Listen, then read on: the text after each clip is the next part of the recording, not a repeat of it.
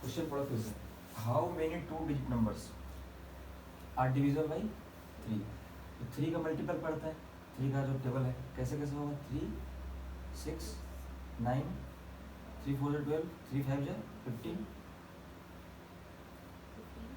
3 6 जा 18, ऐसे कर करके जाएंगे हम लोग। 3 10 जा 30, फिर आएंगे तो 99 तक जो होगा ये भी तो डिविजिबल होगा ना 3 से, 3 से नहीं होगा, 33 3 जा। तो यहाँ तक का हमको देखना है 12 से लेकर के इसके बीच में जितने भी नंबर्स आएंगे 12 को मिला के 99 तक, उसके बीच में कितने डिजिट्स हैं, कितने डिजिट के नंबर्स हैं जो कि डिविजिबल किससे हो सकते हैं, 3 से। तो बस यही निकालना है। तो हमारा फर्स्ट क्या हो गया, first term, second term, third term, nth term, a1 a2 a3 an मिल गया, और a2 minus a1 is equal to D आता है ना, है तो 15 माइनस किसी भी दो को कर लो successive preceding, 15 minus 12 is equal to 3। तो देखो ए डी निकालो सब,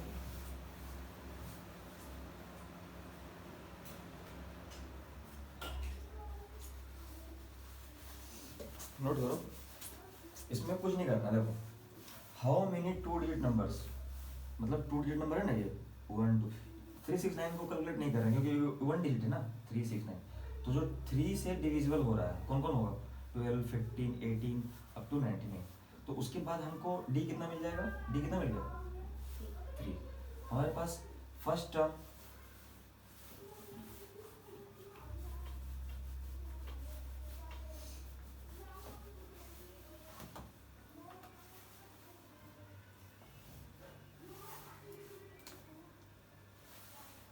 पहला टर्म क्या है हमारे पास, a1 इज इक्वल टू 12, ठीक है, a2 is equal to 15, a3 is equal to 18, ऐसे कर कर करके जो लास्ट वाला टू डिजिट नंबर होगा वैसा टू डिजिट नंबर जो 3 से डिविजिबल है वो कौन वाला होगा, 99।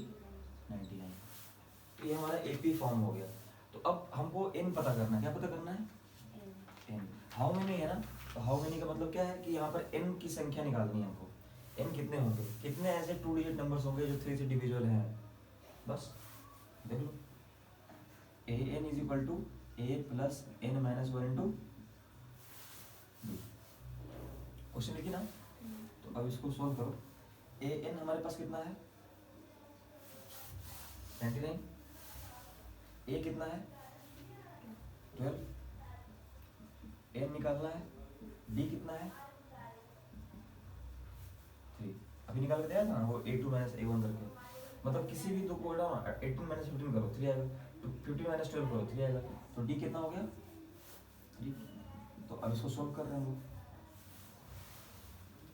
सॉल्व करो, तुम सॉल्व करो, हम फिर बोर्ड पे कर रहे हैं, तुम कॉपी करो खुद से, एन की वैल्यू निकालो।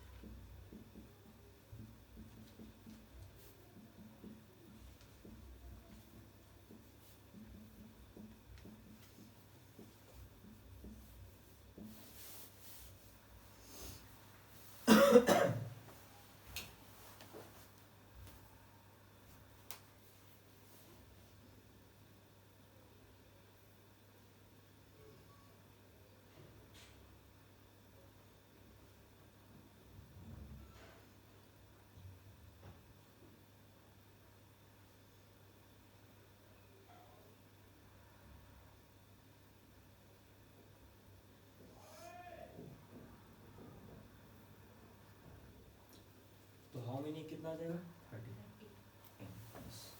एक तरह का सवाल बनता है, और भी बहुत सारे सवाल बनते हैं इससे, तो एक एग्जांपल जो करवाए नहीं थे ये हो गया।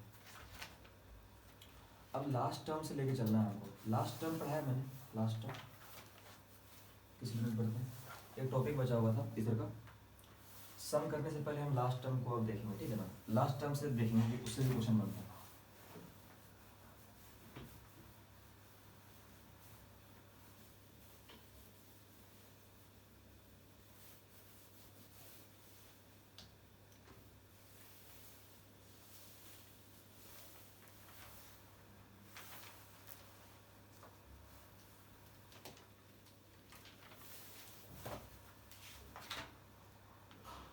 nth टर्म तो लोग निकाल लिए थे, है ना।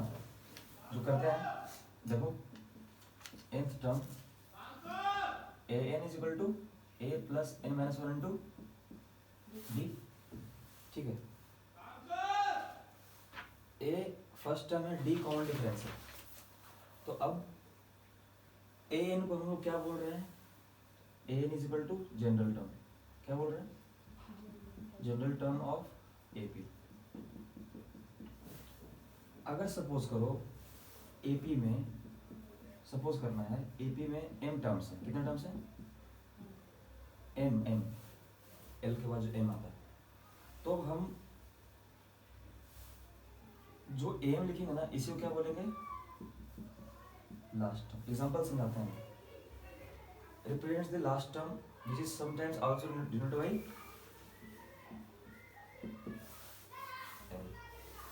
तो यही हो गया। इसी को हम लोग अभी, अगर AP में m टर्म्स हैं, if there are m terms, और m टर्म्स के जरिए हम am को लास्ट टर्म से डिनोट कर रहे हैं, जिसको हम l भी बोल सकते हैं। तो अब से जब l लिखेंगे तो क्या समझना पड़ेगा कि उस AP का लास्ट टर्म, बात समझना है। तो क्वेश्चन करते हैं।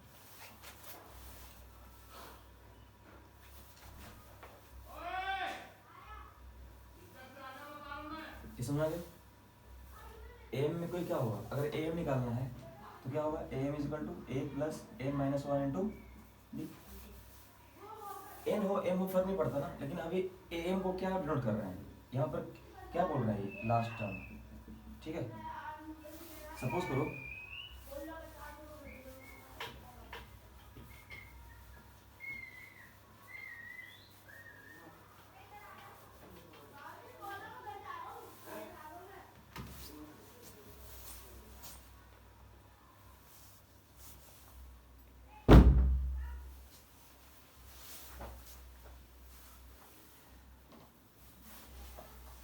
देखो, A1 A2 A3 AN बोलते थे, है ना। अगर यहाँ पर, यहाँ के बाद कोई लिखा हुआ नहीं है, मतलब यही लास्ट है, तो इसे को क्या बोलते हैं हम, लास्ट टर्म। ये फर्स्ट टर्म हो गया, और ये लास्ट टर्म हो गया। बस नाम चेंज किया है, ऐसा कुछ नहीं है। लास्ट वाला, उसके बाद AP लिखा हुआ नहीं है, तो हम इसको क्या मान रहे हैं, लास्ट टर्म।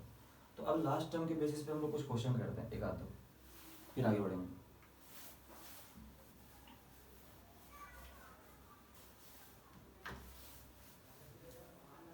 मतलब ऐसा है, समझो, A1 A2 AN plus one AN plus two AM, ऐसा है। बीच ये जो है, ये जो है,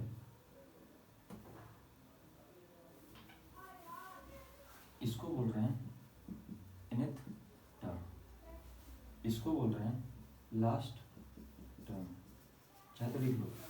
इसको बोल रहे हैं फर्स्ट टर्म। D वही रहेगा, D में कोई दिक्कत नहीं है, कॉमन डिफरेंस। बस n के बाद की संख्या को, टर्म को बोल रहे हैं an plus one n plus two, ऐसे जाकर के हम लास्ट में रुक जा रहे हैं, स्टॉप हो जा रहे हैं, तो am को क्या बोल रहे हैं, लास्ट टर्म।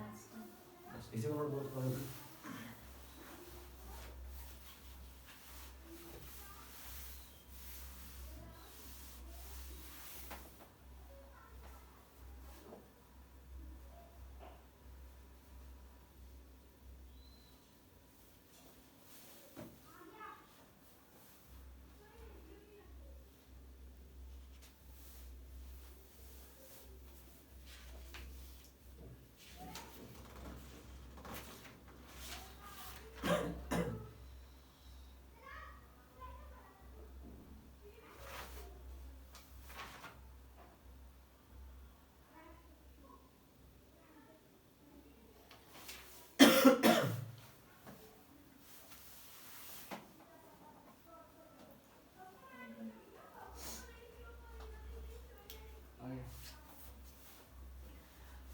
तरह की बात समझ में आ गई? हो सकता है कि कभी ऐसा भी तो होगा, अगला क्वेश्चन वही करने वाले हैं, कभी ऐसा भी तो होगा कि यही लास्ट टर्म हो जाए। अगर क्वेश्चन में ऐसा हो यहीं तक क्या हो जाए, स्टॉप हो जाए, तो हमारे लिए A N A M equal हो गया ना, उसमें कोई फर्क नहीं पड़ेगा ना, इसी को फिर एल बोल देंगे ना। तो ऐसा अभी तक यही करते आए थे, मान लो यहाँ से यहाँ तक दिया, ए एन तुमको पता है वही लास्ट टर्म है। लेकिन अब इसको हम जनरल टर्म अगर बोल रहे हैं, अभी लिखवाया था ना कि जनरल टर्म है, तो अगर ये जनरल टर्म है उसके बाद उसमें टोटल एम टर्म्स हैं और ए एम लास्ट टर्म है, तो ये वाला इसको हम जनरल टर्म बोल रहे थे ना फिर, इसीलिए मैंने बीच में दिखाया कि ए एन है, एन एस टर्म है। बाद में आगे बढ़ते जा रहे हैं, टोटल हमारे पास एम टर्म्स है, टोटल कितने हैं, एम टर्म्स है, जिसमें एल किसको रिप्रेजेंट कर रहे हैं हम लोग, लास्ट टर्म। समझा ये सारा क्लियर, कोई दिक्कत नहीं है, ये कोई कहीं बीच का टर्म है इसलिए।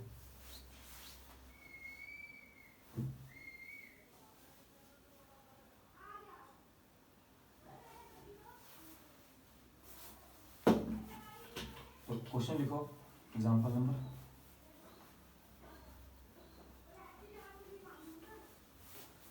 NCERT page number 59, example number 8, example number 8, find the 11th term from the last term के बाद ब्रैकेट में लिखना towards the first term.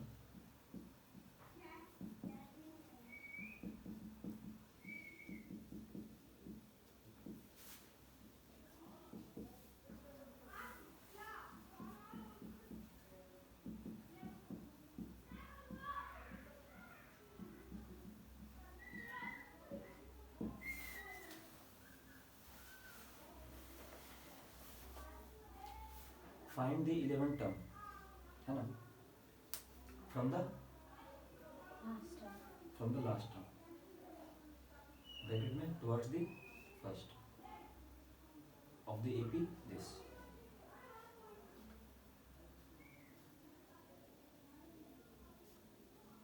Page number 59, example number 8, उसके बाद वाला का है एग्जांपल 7 था ना, एग्जांपल 8। तो इसमें कैसे सोचेंगे हम लोग, अगर -62 है तो -62 में ये मान सकते हैं कि ये लास्ट टर्म है मेरा, वही तो दिया हुआ है लास्ट में, तो और वही एम ए एन सब बराबर है, अभी क्या मान रहे हैं, सब इक्वल है, तो सिंपल फॉर्मूला लगाएंगे। देखो डी निकालो पहले, डी करो, डी निकालो,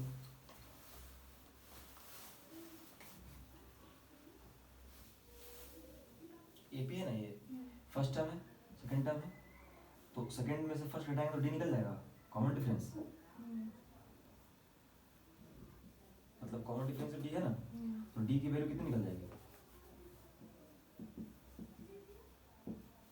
7 माइनस -3, ठीक है, डी हमारे पास कितना आ गया, -3, और फर्स्ट टर्म क्या है, एल क्या है, ए डी एल सब पता है, फिर एल का मतलब वही है, अभी ए एन मान लो, बात तो बराबर ही है, उसी के लिए तो डील कर रहे हैं हम लोग, कहीं बीच का टर्म के बारे में बात नहीं कर रहे, बीच का टर्म कब आएगा, जब 11th टर्म निकालेंगे। लेकिन 11th टर्म कहाँ से निकालना है, देखो लास्ट टर्म से, अभी यहाँ से बात नहीं आ रही कि 11th टर्म निकालो सिंपल एपी का, कहाँ से निकालो, लास्ट टर्म से, तो एल की वैल्यू क्या निकल गई, देखो फॉर्मूला क्या था,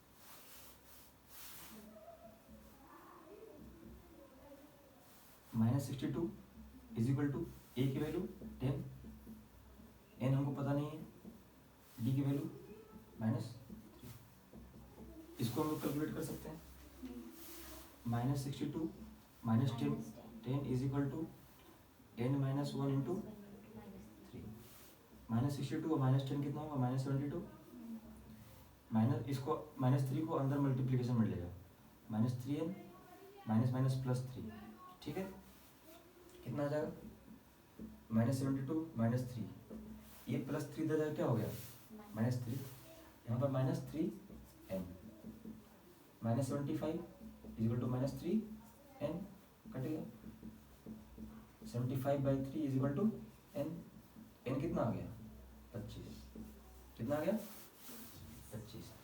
तो ये यहाँ तक का ना सबको मिला करके कितने कितने टर्म्स है हमारे पास 25। एन की वैल्यू का मतलब टर्म्स, नंबर ऑफ टर्म्स निकला है ना टोटल, ये टोटल नंबर ऑफ टर्म्स निकला।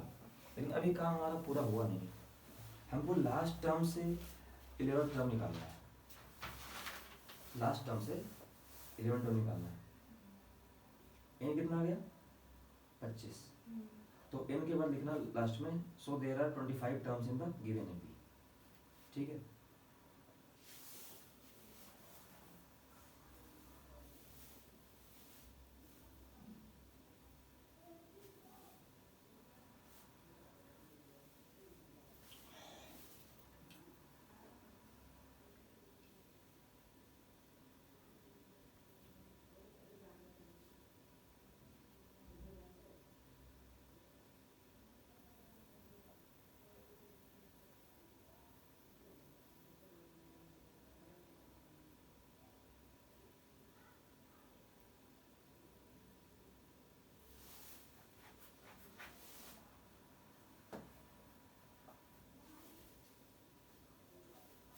एक तरीका और बताएंगे जिसमें लास्ट टर्म को ही फर्स्ट टर्म मान लिया जाएगा रिवर्स करके, और वहां से A11 निकालना बहुत ईजी हो जाएगा, वो सबसे इजी तरीका है। बात समझिए, वहाँ पर कोई टेंशन ही नहीं है, फिर वो डायरेक्ट आंसर निकल जाएगा। ये लंबा मेथड जा रहा है हम लोग, इसमें दो तरीके दिखाएंगे, अल्टरनेटिव सॉल्यूशन भी किया है। तो पहले इससे आंसर निकाल लेते हैं, कितना आ गया हमारे पास, so there are 25 terms of this AP, है ना। इस एपी के कितने टोटल टर्म्स हैं 25। अब नेक्स्ट आगे चलें, आगे चलते हैं।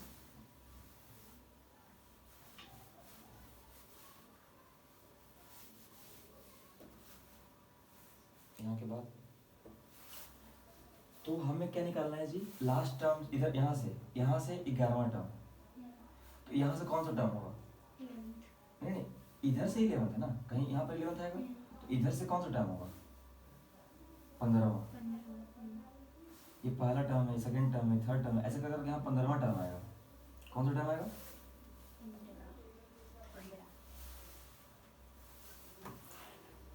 कौन सा टर्म आएगा, यहाँ पर A15 जो होगा ना वो 11th टर्म होगा लास्ट टर्म से।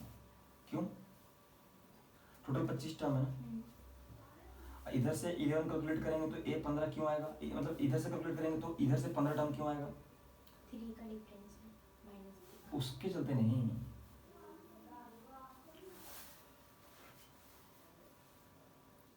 पहला टर्म को A बोलते हैं ना जी, सेकंड टर्म को A+D बोलते हैं, A+2D ऐसे कर करके बोलते हैं, बीच में टर्म आएगा, उसके बाद टोटल 25 टर्म है, 25वां टर्म कौन सा होगा, A+,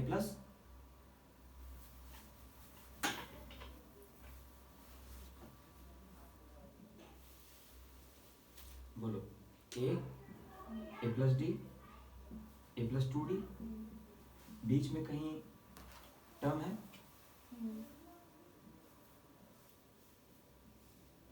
जो कि हमको फाइंड आउट करना है, और लास्ट में कितना है -62। तो अगर AN ये लास्ट टर्म है, लास्ट टर्म को किससे डिनोट कर रहे हैं हम लोग, AM से या, ठीक है। 11th टर्म निकालना है लास्ट से, यही ध्यान देना है। तो फर्स्ट से कितना होगा, ये बार इस बार 11th को बस ऐसे मत दे दो कि A+10D, वो गलती हो जाएगा, क्योंकि वो स्टार्टिंग से नहीं बोल रहा है ना, कहाँ से बोल रहा है, लास्ट से।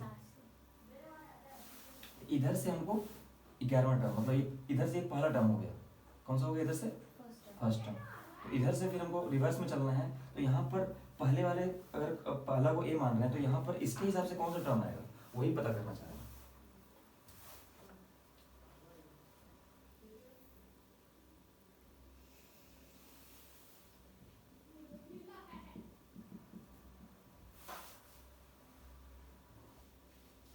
जैसे लिखा मैंने एन है ना, ये एन है, हमें 11 term from the last term निकालना है, और यहाँ पर क्या है 10 है, 7 है, 4 है, ऐसे कर करके हमको ये टर्म निकालना है और लास्ट में -60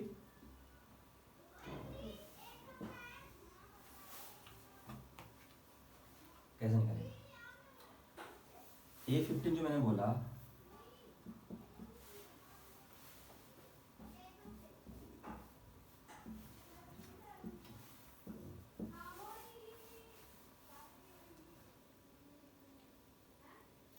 ये 15वां टर्म है स्टार्टिंग से लेकर, इधर से काउंट करोगे कितना आएगा?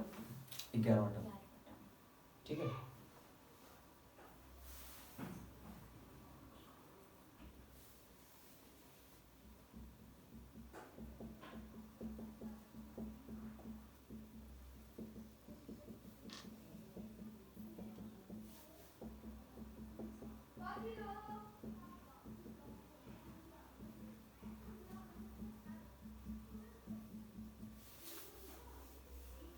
आंसर n की वैल्यू क्या निकली थी? 25। पहला टर्म हमारे पास 10 है, सेकंड 7 है, थर्ड 4 है, 25वां टर्म -62। इधर से अगर 11 काउंट करेंगे 1 2 3 4 5 6 7 8 9 10 11, इधर से काउंट करेंगे तो 15 पर आएगा। इसलिए हमें क्या बोल रहा है? 11 term from the last term. 1 2 3 4 5 6 7 8 9 10। तो हमको ओरिजिनल क्या निकालना है? A15।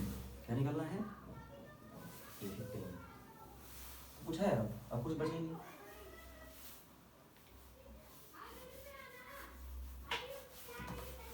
A15 क्या होगा? A + 15 - 1 × D नहीं होगा।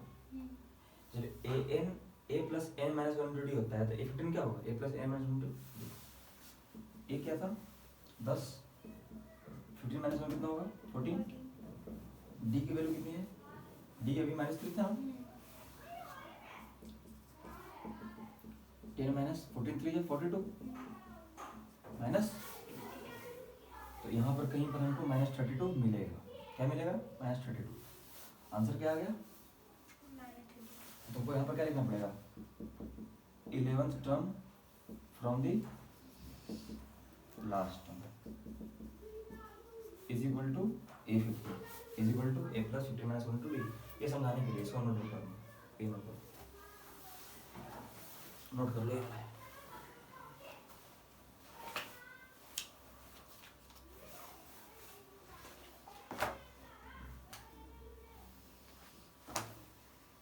क्लियर हो गया ना?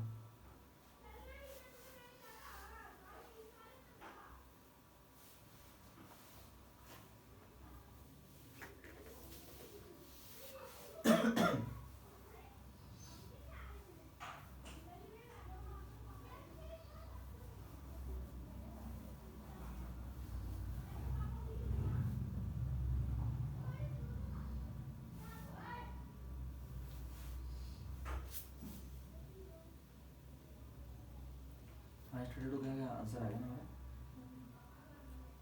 अब अल्टरनेटिव सॉल्यूशन देखो दूसरा तरीके से, वो बहुत सिंपल है। ये बहुत थोड़ा सा टफ वो हो गया। दो एक बार नंबर ऑफ टर्म्स निकाले, फिर पता किए कि 11 टर्म्स 15 होगा, फिर हम लोग कर रहे हैं ना। तुमको ये पता लग गया ना कि 25 क्यों निकाले थे? ये निकालने के लिए।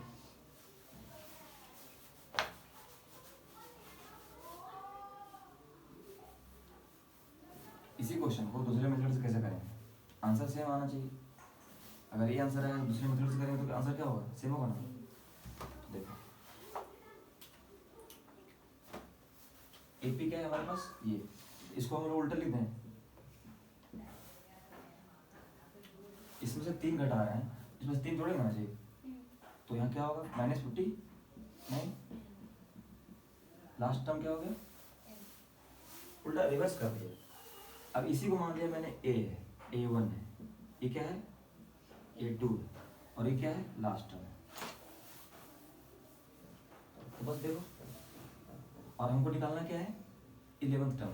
तो इधर से 11th है यहाँ, मतलब अब सिंपल इस अगर AP में न्यू जो फॉर्म AP हुआ, जो इधर से रिवर्स कर दिया, तो उसमें AP में 11 टर्म तो 11th ही रहेगा ना।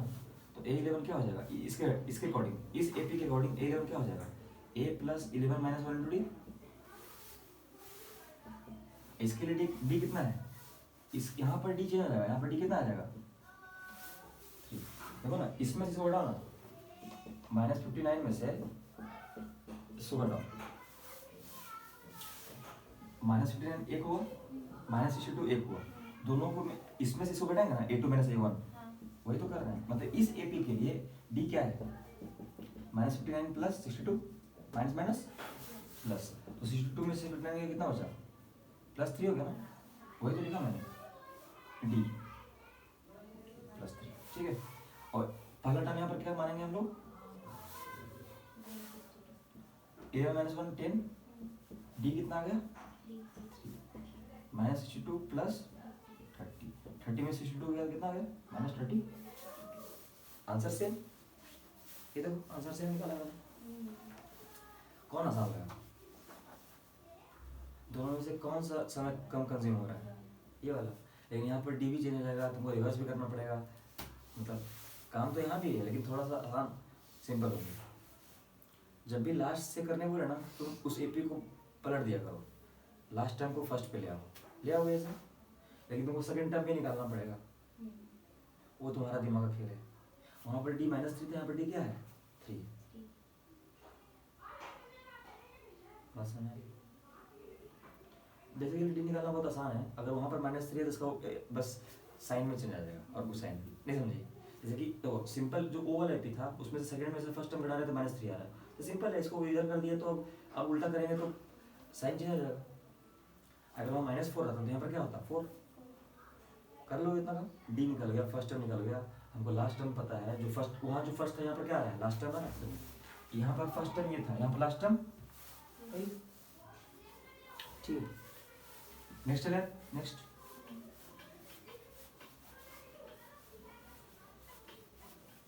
एनसीईआरटी के एग्जांपल्स करना बहुत जरूरी है, क्योंकि सारे एग्जांपल्स अलग अलग ढंग के दिए रहते हैं, उसी के बेसिस पे एक्सरसाइज हो पाएगा, इसीलिए करना बहुत जरूरी है।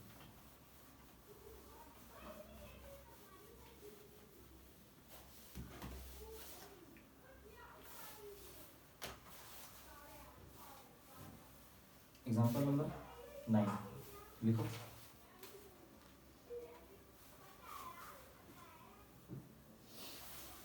Example number 9, page number 60।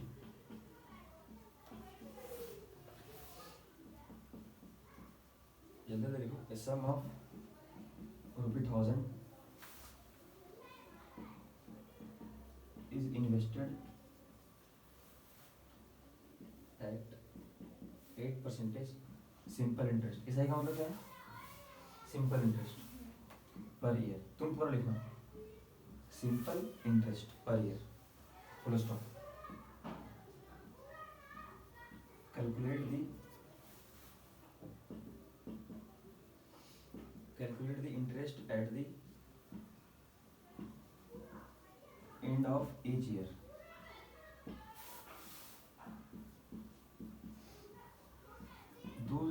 Does this interest form an AP? पूछ रहा है कि जो भी ब्याज निकलेगा ना इंटरेस्ट, वो AP फॉर्म कर रहे हैं कि नहीं कर रहे हैं। अगर कर रहे हैं तो if so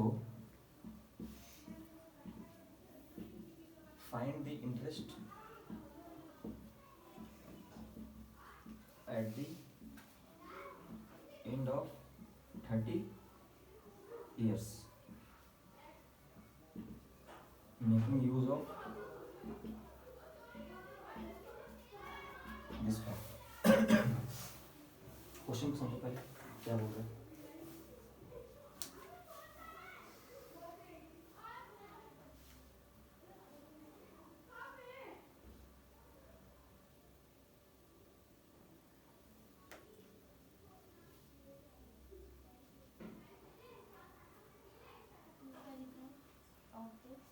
Of this fact, FACT, fact।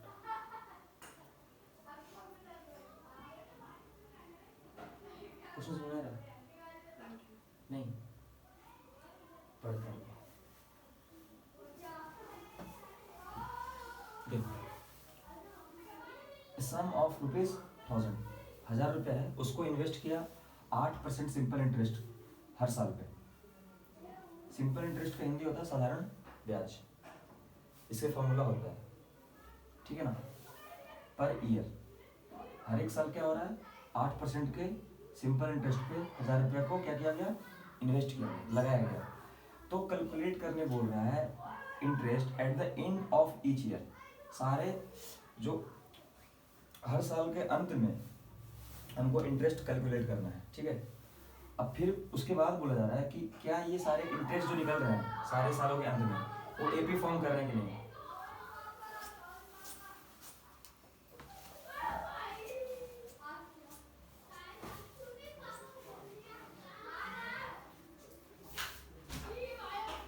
अरे सारा खेल तुमको यही करना होता है यार, परेशान करने का मेरे को तुम वो कर रखा है क्या,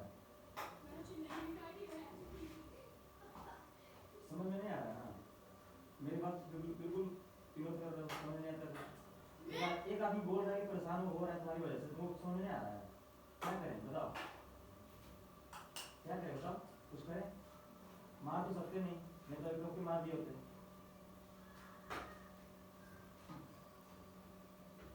मतलब रूम के सामने तुमको सारा काम करना है, करते रहोगे, अगर उसके बाद कुछ भी होगा तो तुम हमको बोलना मत कि भैया ऐसे कर दे वैसे कर दिए, कभी भी पीट सकते हैं, ठीक है ना, हमको करवाना पड़ता है किसी का, कंप्लेंट करना पेरेंट्स से।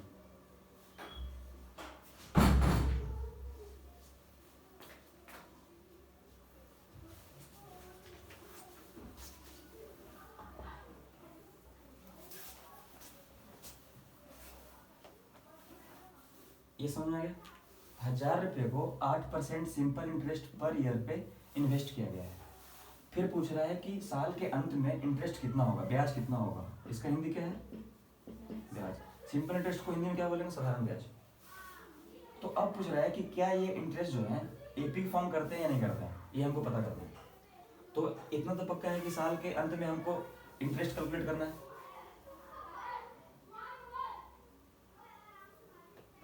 इनको क्या करें, मार नहीं सकते, मुझे इतना गुस्सा आता है कि बर्बाद कर रहे मार ऐसा लग रहा है, ठीक है। Do this interest form an AP, पूछ रहा है कि साल के अंत में जो इंटरेस्ट निकालेंगे ना हर साल में, मान लो कि 2023 में है, साल अंत हो रहा है, तो इतना रुपया इन्वेस्ट किया गया 8% सिंपल इंटरेस्ट पे हर साल, तो साल के अंत में हमको इंटरेस्ट कैलकुलेट करना है, ठीक है। तो वो हर साल कैलकुलेट करना है, और फिर उसके बाद इंटरेस्ट को देखना है कि वो एपी के फॉर्म में है कि नहीं है, ठीक है। अगर है तो इंटरेस्ट 30 साल के अंत में निकालना है, इस इफेक्ट को यूज करते हुए, ये पूरे जो डाटा दिया हुआ है उसको यूज करते हुए क्या करना है, 30 साल के अंत तक हमको क्या करना है, इंटरेस्ट निकालना है, फाइंड द इंटरेस्ट। तो सिंपल इंटरेस्ट का फॉर्मूला पता है क्या होता है, principal into rate into time by साधारण ब्याज का क्या होता है, मूलधन इंटू दर इंटू समय, ये हिंदी का है, क्या होगा, principal into rate into time upon 100, ये फॉर्मूला है। देखो, we know that the formula to calculate simple interest is given by P into R into T by 100, ये सिंपल इंटरेस्ट का फॉर्मूला है, तुम पहले पढ़ी होगी बस 5 हाई क्लास में 6 क्लास में सिंपल इंटरेस्ट। तो अब फर्स्ट ईयर में पहले साल में इंटरेस्ट क्या होगा, देखो यहाँ पर प्रिंसिपल का मतलब क्या है, मूलधन, मूलधन का मतलब क्या है, हमने इन्वेस्ट क्या किया स्टार्टिंग में 1000 रुपया, तो क्या होगा, simple interest, simple interest at the end of first year, मतलब एक साल अंत हो गया ना, तो फर्स्ट ईयर के एंड में, at end of first year simple interest क्या हो जाएगा, 1000 है, 1000 इंटू रेट 8% के दर पे है, अब पहला साल है तो हम 100 से 100 कट गया, कितना आ गया, 80 आ गया, ठीक है। 8 इंटू 1 इंटू 10 कितना हो गया, 80। प्रिंसिपल सेम रहेगा क्योंकि स्टार्टिंग इन्वेस्टमेंट सेम है ना, तो सही। अब दूसरे साल की बात कर रहे हैं, अब क्या हो जाएगा, ये फर्स्ट ईयर का हो गया, इसको नोट कर लो, फिर सेकंड ईयर करवाएंगे, इसको नोट करो।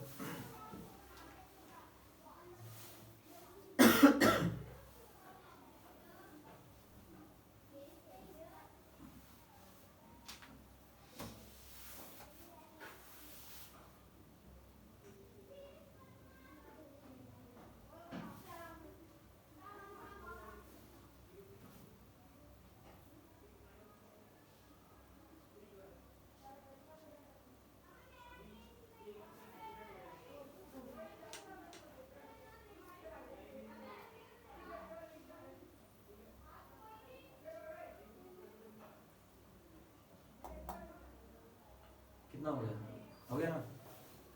तो रुपीज कितना आ गया ये? 80, ठीक है। उसके बाद अब सेकंड का कैलकुलेट करें। सेकंड में कुछ नहीं करना है, यहाँ पर सिर्फ 2 आ जाएगा। क्या हो जाएगा? 2। क्या हो जाएगा? 80 × 2 कितना हो जाएगा? 160, ठीक है। फिर 3 का भी कर लोगी। 3 में क्या होगा? थर्ड में 3 हो जाएगा। यहाँ पर क्या हो जाएगा? 240। अब तीनों साल का निकल गया ना, 80, 160, 240। At the end of first year, second year, third year are ₹80, ₹160 and ₹240 respectively। आ गया। अब हमें देखना है कि ये जो निकले हैं ये एपी को फॉर्म करते हैं कि नहीं करते हैं? करते हैं? नहीं करते हैं। देख लो 80 + 80 160 + 80 240, कॉमन डिफरेंस ये आ गया। फर्स्ट टर्म 80 है तो ये एपी को फॉर्म कर रहे हैं ना, तो अब हमको 30 साल का निकालना है इंटरेस्ट। तो eight the end of interest at the end of 30 years क्या हो जाएगा? क्या आएगा बताओ? 38 टर्म आएगा ना। फर्स्ट टर्म तो 80 हो गया, सेकंड टर्म 160 हो गया, तो 30th टर्म क्या होगा? 830। 830 क्या निकल जाएगा?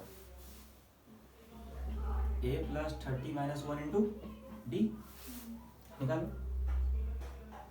a + 30 - 1 × d। a रखो ना 80 और d को रखो 80, ठीक है। दोनों 80 80 रखो ना, फिर निकालो 830 निकल जाएगा।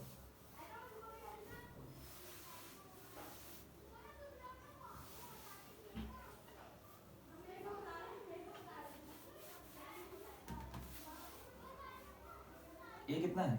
80। 30 - 1 कितना होगा? 29। तुम कैलकुलेशन खुद से करो, मेरा मत देखना, ठीक है। बोर्ड में मत देखना।